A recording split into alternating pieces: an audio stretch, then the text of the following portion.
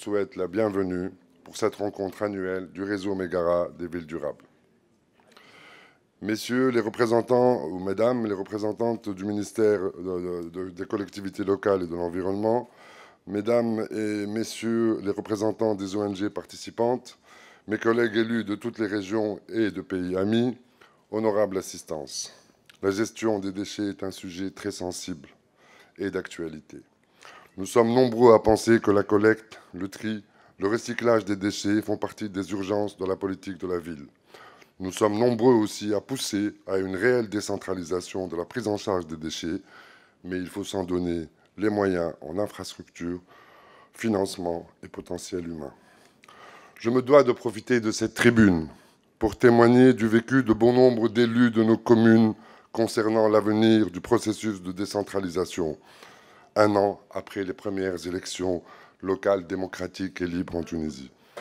Posons-nous la bonne question. Croit-on encore que cette décentralisation soit effective dans notre pays? Permettez-moi d'en douter, et je suis loin de faire l'exception. Beaucoup trop de mes collègues ont quitté leur fonction de maire, pas de gaieté de cœur, mais par dépit. Par ce cri du cœur, je leur rends hommage. Aujourd'hui, nous vivons une situation cornélienne. Entre, d'un côté, des conseillers municipaux élus sur un code des collectivités locales des plus avant-gardistes, et de l'autre, un pouvoir central qui semble se prévaloir d'une situation d'hypercentralisation se basant sur le fait que seuls 4 à 5 décrets ont été énoncés en un an sur la cinquantaine qui régissent le code des collectivités locales. Nous aurions pourtant préféré, dans cette période de transition, avoir une véritable relation de partenariat et de respect mutuel. Soyons plus justes. Beaucoup de maires et élus municipaux se refusent d'être seulement des punching balls pour des citoyens en rupture de confiance, alors que le réel pouvoir local serait ailleurs. Pourquoi rester aux responsabilités devant un tel constat bien amer?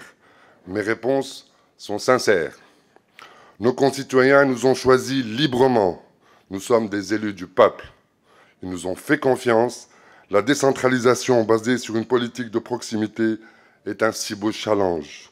J'en appelle devant cette assistance à activer les mises en œuvre des décrets d'application. Donnez-nous les moyens de faire les politiques de proximité pour lesquelles nous avons été élus et surtout de construire nos villes au service de nos concitoyens. Et je crois encore dans ce processus démocratique.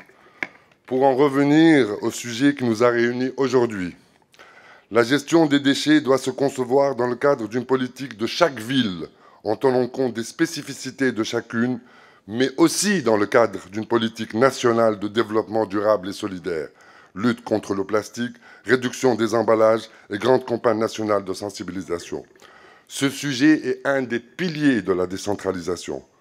L'intercommunalité, même si les assemblées régionales ne sont pas encore d'actualité, peut prendre à bras le corps la collecte, le tri et le recyclage des déchets entre villes voisines. La banlieue nord, du Kram à la Marsa, devrait dans ce cadre être une véritable région pilote afin de penser ensemble comment et que faire de nos déchets. Kaïs Nigrou, notre président de la commission santé, hygiène et environnement à la Marsa, va cet après-midi vous parler de notre politique de la ville en matière de gestion des déchets.